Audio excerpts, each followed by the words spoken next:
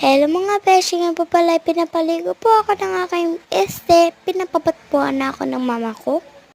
Kukuha ng towel. Binidyohan nga din po pala ako ng mama ko magkuha ng aking mga tali.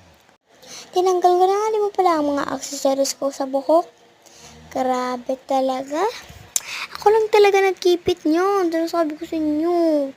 Tapos na pa video ka pa yung babaeng yan. Yan talaga. Yan. Maganda ka ba, ha?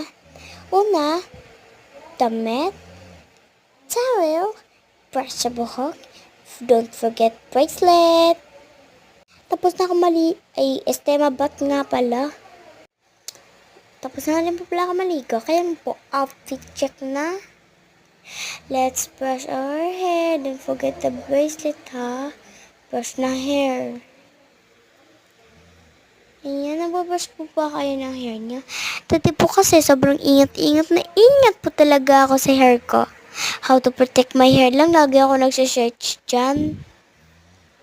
Sa mga grade 3 dyan, dati, kung mag-grade 4 na kayo ngayong pasukan, sana magbago naman kayo, wag naman kayong pasaway sa classrooms nyo. Ay magara na, talagang maganda ang babaeng Pilipina. Sige, ilan pa mo hanggang umaga, parang atin na slay queen. Ay magara na, talagang maganda ang bulol! Ilas ko muna po ang buhok ko.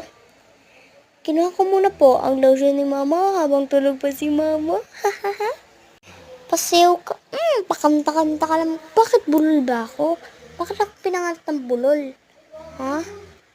Lotion mo na ako, be. Talaga, be? Be. Pakanta ka lang, be, ha? Pakanta ka. Be, sobrang itim ko. Galing kami sa dagat, naligo kami. Pero, hindi kanina.